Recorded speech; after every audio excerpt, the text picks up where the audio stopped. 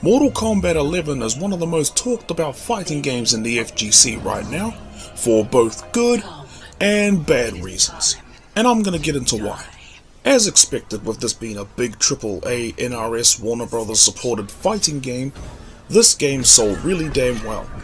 As of right now, it has sold over 11 million copies, which is pretty friggin' massive. And there's a lot to contribute to those sales. It has very good presentation.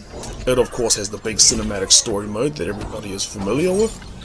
The cinematic and audio presentation for the fatalities is a gory treat for the eyes as always, and some of the new brutalities are also really cool. And with this game now in its second year of its lifespan, there have been balance updates, new characters, and of course the return of friendships and stage fatalities. This game sounds like the perfect game, doesn't it? But with that said, why do people like MKX better? Now, unlike MK11, I actually didn't get MKX at launch. I waited for MKXL. So it was only recently this year that I picked back up MKX and started to relearn it. And now that I have taken the time to get reacquainted with MKX, and have even started to win a few matches online, my perspective has shifted as well as my opinions on MK11. I was already aware of what some people had been saying about the game at the time, but I really had just heard about MK11 and compared it to MKX through word of mouth. I never actually could fairly compare the two myself, as I had spent more time with MK11 than MKX. So basically everything I heard around me went a little something like this. Man, that shit look trash. What the fuck is so trash about this shit? It looks fucking amazing. Do you not see this shit? Bruh, seriously? You're not about to sit here and tell me goddamn Cassie Cage don't look like Ellen DeGeneres. And then on top of that, they took out the run button. Why the fuck would you take out the run button? And then it plays just like Injustice 2. It's gonna be a fucking zone fest all over again. I told your ass that game was gonna be trash, and now look. You barely even play it. You hyped it up so much and you stopped playing it after about a month. Like I told you. Oh look, there's a Premier Zoner. There's a Premier Zoner. You're a Premier Zoner. Everyone's a Premier Zoner. When this game first came out at launch, I actually liked it a lot. But now, as time has passed and I've actually got to learn MKX, while I still have been enjoying this game, I have not been enjoying it as much. And that's now because of the new, or should I say old knowledge of the past game. I now have a fresher perspective, and I have a better understanding of why people are going back to MKX and enjoying that one more than MK11. Now, while I do have the same criticisms as other people, there's actually a few that I wanted to add as well in comparison to MK11 that I don't see talked about as much, as I also think they're contributing factors to why people enjoy MKX better than MK11, or just enjoy other fighting games in general. Which brings me to this first universal point within the community that people can agree on whether they like or hate the game. And shoutouts to Ignorant Rizzy for this, as he has been vocally expressing this for a very long time. Everything about MK11 is amazing. Except the gameplay. And while that generalization was universal, I can definitely understand it more now, simply because I have played both games back to back. So I'm going to get into a little bit why the gameplay struggles a little bit in comparison to MKX. And it really is because of how the game is designed overall. Now, you've all heard the complaints before, I am sure. The game feels a lot slower, characters have less options than MK11. And yeah, I'm going to break down those a little bit more, because anybody can say they prefer the older game to a newer game, whatever franchise that might be. But with MK11, it actually is what people prefer. A lot of people are going back and playing the old games because of the way this one simply functions. And I'm going to be getting into the gameplay as well as several things outside the gameplay presentation wise. So let's begin with number 1. More can sometimes be less. Now, I'm not saying that MKX is perfect, far from it, but everyone has agreed that this game can be fun as hell. The chaos in the game is oddly enough what makes it very entertaining. There's a lot of characters that have some busted things, and it's not exactly the most perfectly balanced game. And of course there is a lot of zoning problems that this game does have, but everything else that the game has to offer makes it more tolerable and in some cases much easier to deal with. And while NRS games typically dramatically change everything with their games, MKX still followed the fundamentals that were established in Mortal Kombat 9, still leaving an area of familiarity to the game, making it easier for people to get used to the new additions to the gameplay. Things like using super meter to extend combos or armored wake-up attacks, as well as combo breakers, all of those carried over from MK9. But the new things that were added to this game, well, one of them being actually an old feature but was revamped, was the stamina gauge. So this game, in addition to having the new special moves and all that, it also allowed run cancelling during combos and block strings. Adding a new strategic element, depending on who you were, found it very difficult to deal with. One of those people, of course, being me. The one thing I don't like about it, however, which still stands true for me, is that whenever you backdash, you use up your stamina gauge, use up about 50% of it. However, I can understand why this was done, because semi-invincible backdashing is a thing in 2D fighting games, and this one's no different. So that you didn't spam the backdashes if you had the timing to avoid certain attacks, the stamina gauge did balance that out, so I can respect that now more than ever. And if any of you are familiar with Capcom vs SNK 2, where you had to select a type of groove from the groove system to suit your playstyle, NRS's take on that was the variation system, which gave you 3 different ways to play a character of your choice, whether it be enhancing their rushdown, their zoning, whatever the character had on offer. And to this day, while people are still 50-50 about these variations, because clearly some will always be better than others, this does still make every character viable, because even though one variation gets ignored, they at least do have that standout variation to make them viable. Counterpicking is still a thing, of course, in this game, but nevertheless, it's fun to learn, and that's what people like about it. Characters do still have options, and the universal mechanics are still there to also benefit those variation types. This also made some of the very risky and even at points brain dead stuff much more surprising in this game. Some characters had wake-up options that made them invincible, or they came out just fast enough to beat up whatever came their way. Sometimes people would do the complete opposite and pick the most risky thing, and whenever it landed, it was very surprising. So little things like that definitely add to the game. Of everything I have been talking about, the only 2 real new additions to this game were the variations for the characters and the stamina gauge, which lets you run cancel, and it was also tied to combo breaking as well. But another little thing that I also loved about this game was the small addition of having jumping punches with a neutral jump punch, having it be a ground bounce, and you can also grab your opponent out of the air with a regular throw, which if you do in the middle of a combo, you can either let the throw finish, or you can meter burn to cancel the throw. So all of the big standout chaotic goodness from this game, while it was built from the same foundation as MK9, the little additions to this game led to a lot of really big things. While people are still 50-50 on the character variations and how some are favoured more than others, yeah, that's a fundamental issue with the actual game overall. But what this game had on offer was still good enough to keep people coming back for more. And to this day, people still come back for more. Now let's compare that to MK11, which unfortunately does not have the same reception. One of the most upsetting things about MK11 is that a lot of the things that people predicted pre-launch were going to be problems turned out to be really major problems at launch. So if you look at the gauges down the bottom, I have talked about them before, but this was the new way of adding different wake-up and defensive options to the game.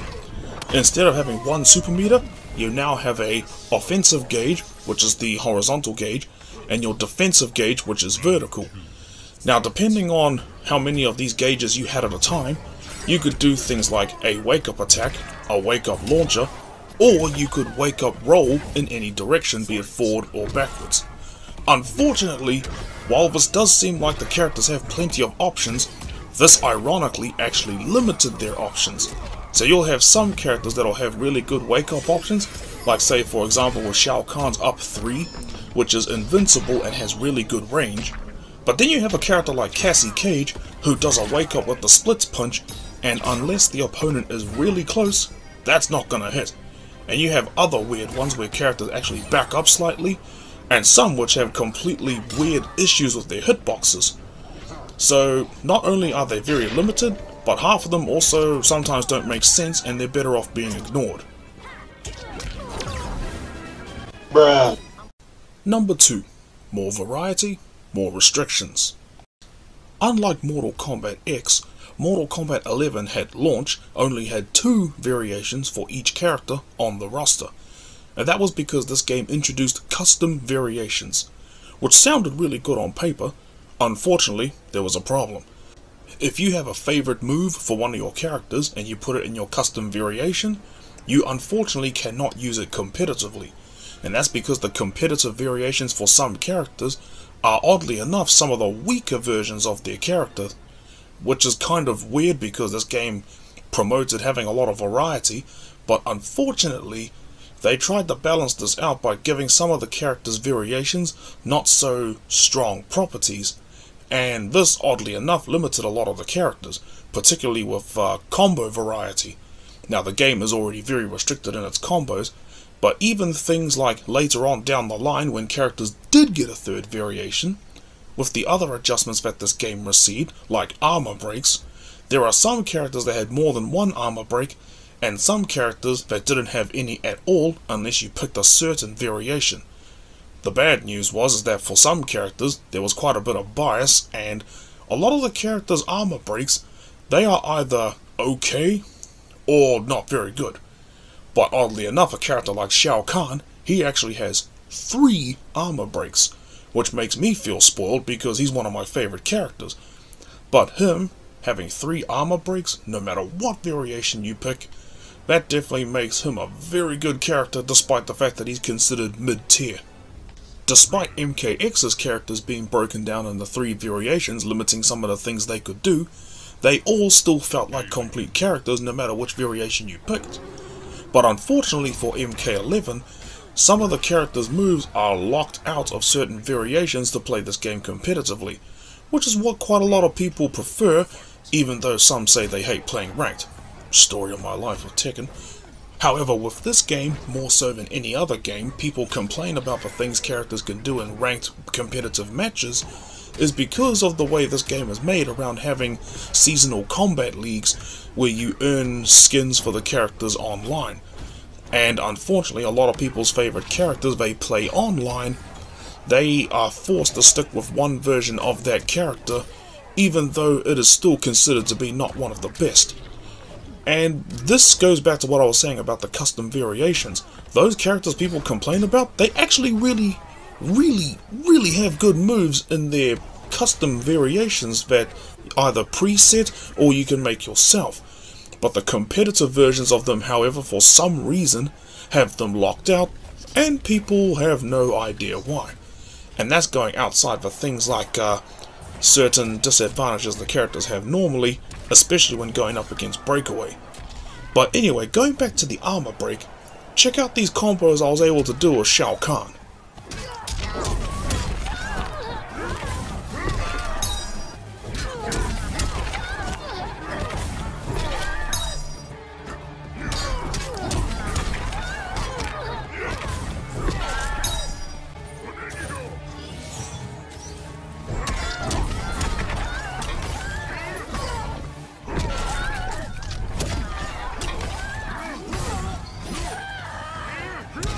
Your life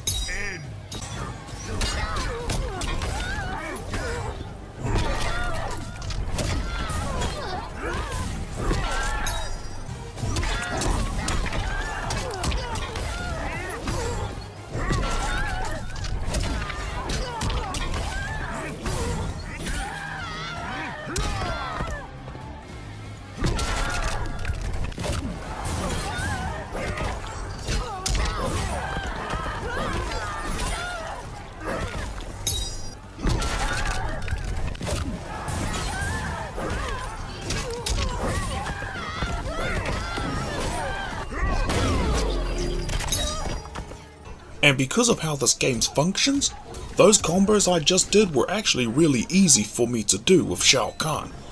Not every character gets to have that, though there are a lot that do get those options, but again, it's very limited.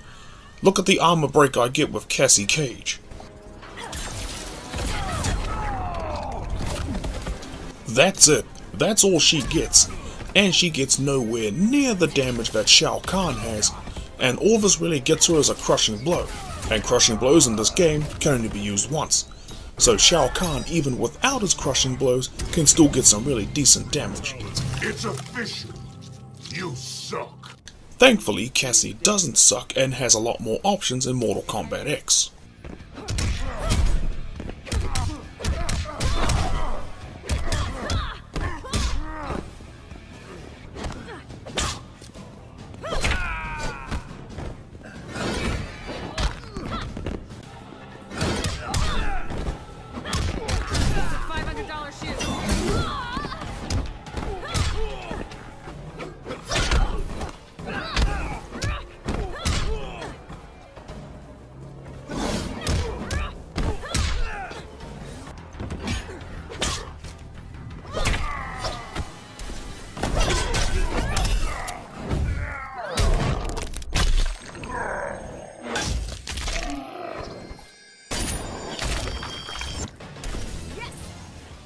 Okay, so now moving aside from the gameplay, this next part I wanted to focus on is actually my main reason, as well as several others, for going back to MKX.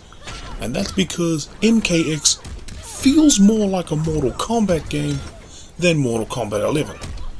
I'll elaborate more with number 3. I can't think of a title for this part.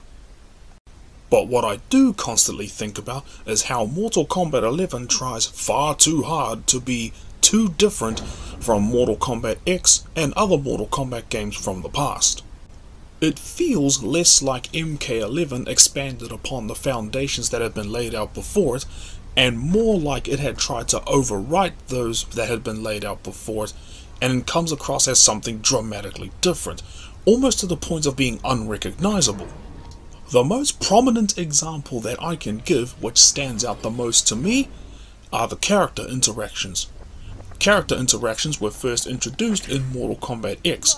Rather than giving a character a simple quote or a memorable quote from past games like, say, Tekken or Street Fighter and even past Mortal Kombats, characters now have full interactions with each other as if they've already known or heard about their character before, and it does lead to some genuinely funny stuff.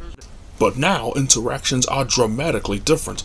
With Mortal Kombat 11, it feels like the game is focusing more on the words that are spoken, not who spoke the words.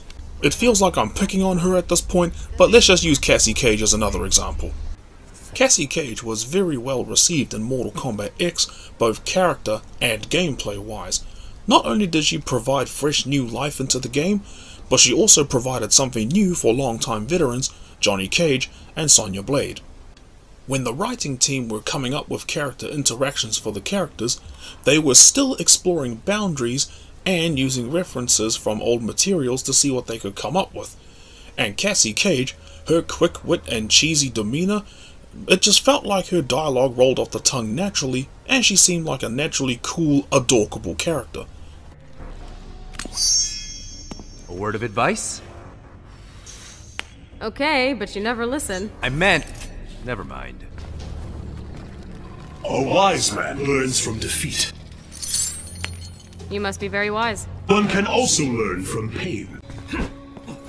Your face looks like your mother's. Thanks. Yours looks like a butt. And you have your father's mouth. Liu Kang. You enter the dragon's lair. Wow. Dork alert. You're just like your father. I'll take that as a compliment. Just proved my point. Big credit to Ashley Birch for being able to perfectly portray this dorky, witty badass in MKX. So yeah, Cassie Cage, really cool character. Cassie Cage in MK11 on the other hand, not so much. I hear you're Satan's general. No, I'm king of hell. And I'm Queen Shit of Fuck Mountain. No disrespect towards Erica Lindbeck in MK11, but the dialogue for Cassie in that game feels way too tryhardy. I don't know if that's the direction she was given, but nevertheless it doesn't excuse the writing for this game. Now don't get me wrong, some of the writing actually is alright, in fact it could be downright good. But this does go back to what I was saying before about the game working within its boundaries. Mortal Kombat X had some short but memorable intros that were good because they were working within the boundary of around a 7-second time frame, because the intros had to be written in a way to fit within that 7 seconds to match the preset animations of those intros. And because Mortal Kombat 11 had actual intros for the characters that you could choose, they were able to take more liberties with what the characters could say in their dialogue, because they could pretty much do whatever they wanted, seeing as how those could be done after the characters' intros rather than during those intros, like MKX or Injustice 2. And because of that, they tend to be a little more time-wasty, if that makes sense. Like, look at the stuff they do in MKX. Are you following me? Our meeting is coincidental. It's about to get violent. Now take a look at this next intro between these two same characters and how the writers are able to roll with the time frame limitation. I sense your confusion. Gonna sense my boot in your ass. Sonya Blade, I will not tolerate hostility. I get two very important things by working with this limitation. One is that it shows Sonya Blade's inferiority complex, and the other one is that it shows Raiden's short fuse, no pun intended. And some of the dialogue in this game can also be ridiculously funny. We are many. We are many more. We are many more, but infinity times infinity no paybacks. By having boundaries that limit what you're able to do, it funny enough allows you to be a little more creative, because you're forced to come up with things on the spot, and sometimes the things you do come up with can actually turn out to be really clever. But getting rid of those boundaries, however, while it does give you more freedom to write whatever you want, you also need to be a little more careful about what you want to write for people to say in games like this, because sometimes if you don't, it'll come across as either generic or nonsensical. Not to say that MKX didn't have anything nonsensical, but again, it was working within the time limit, and some of the things that the characters did end up saying within those same limited time, it came across as being just more tolerable and, in some cases, downright hilarious. Getting rid of those limitations in MK11, however, made it sound like the characters found it difficult to keep it in their pants. Just how cold are you? Chilled to the core. That is super hot. Earthrealm has nothing for you. My slavers need breeding stock. Automatic no. You will join my concubines. 1, ew. 2, piss off. I like females with fire. Did you tell Jade about us? There's nothing to tell. Such deception, Kotal. Once cyberized, you will serve. Serve or service? Ugh, never mind. If anyone's wondering why I didn't use Kano as an example, it's because he's basically always been that way, even before the timeline got rebooted. He was a bit of a scoundrel, I quote. And I refuse to use Sindel as an example because that's not the same character as the original timeline, and I fucking hate her. Okay, moving on. So in comparison, MK11's dialogue tends to fall a bit flat when you compare it to the game before, Mortal Kombat X. This right here is actually my main issue, which is why I saved it for last. Gameplay wise, MKX is clearly better, but I do still enjoy and have fun with Mortal Kombat X. But the characters overall, and the world, and everyone's personalities, I feel were done better in the older games. And again, that's because the writing team and the developers, they were working within boundaries still, whereas in MK11 they pushed it a bit too far, and it ended up coming across as, well, just not very good. One game I really want to give a brief mention though for having really good character interactions, despite me not knowing enough about the world, is Grand Blue Fantasy Versus. I love this game for the art style alone. Arc System Works games always tend to look really damn good, and I do like the dialogue they give the characters, and again, it all sounds very anime, which does suit the anime style these games tend to go for, but it's the type of cheese that you expect, and you just enjoy it, you eat it up, and you can't help but love it. And the dialogue that is written for the characters, it's written specifically for certain characters. With Mortal Kombat interactions, you feel like you can give another person's interaction to another character and nothing would change, it would still come across the same. But the way it's written in Arc System Works games like this one, when a character says a line, it feels like that line can only come from that character. And I love that. Those are the type of interactions that I really enjoy the most. Here's a few examples using the character Matera. I've heard a lot about you and those magic arrows. I wouldn't mind testing that reputation of yours. You look like you've got some stamina. Let's see if I can make you sweat. Ooh. Taking on 3 at the same time. Whoa. Sammy, Tommy, you two find a place to hole up. What if she drop kicks us when our backs are turned? Yes, please, step on me. You might look cute and innocent, but I can tell you're a woman with experience. Au naturel, or just an act? Which is it? As a creation of the voices across the sky, my very existence is unnatural. What do you mean by an act? Did you mean to say artificial instead? Explain yourself. And just because I want to, here's a few more of my favorites. Yo, Captain, we've been practicing a new HPA like Shut Up and Holy Moly Jamboree, Triple Level Victory. Holy moly jamboree? Meaning? Go with the bro flow. Or flow like the bros go. Oh no, they've poisoned your minds! I sought out a warrior from legend, but instead I find a man lost in debauchery. You're quite beyond my comprehension. What's so hard to understand? I'm a man who listens to his gut. Eat what I want, fight what I eat. And I'm gonna chew you out!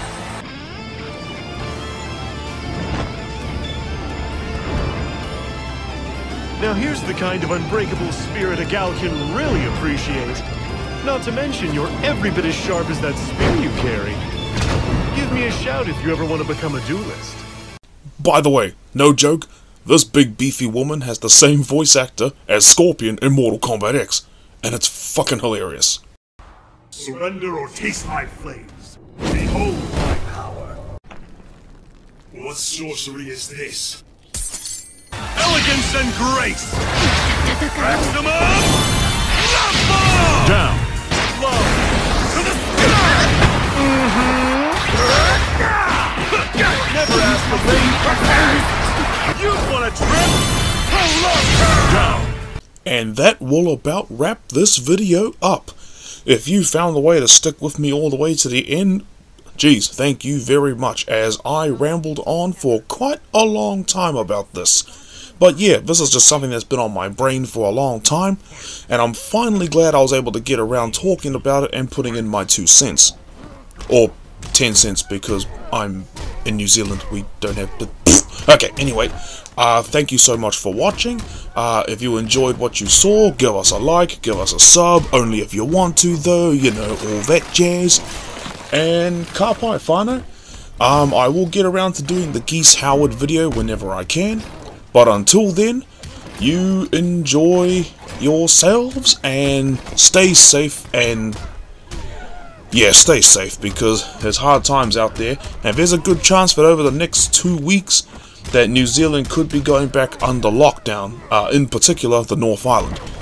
But I'll worry about that when it gets to it, and I'll do my best to stay safe, and all of you do the same as well. Sweet ass whānau. Okie dokie. Catch you later. Kakite.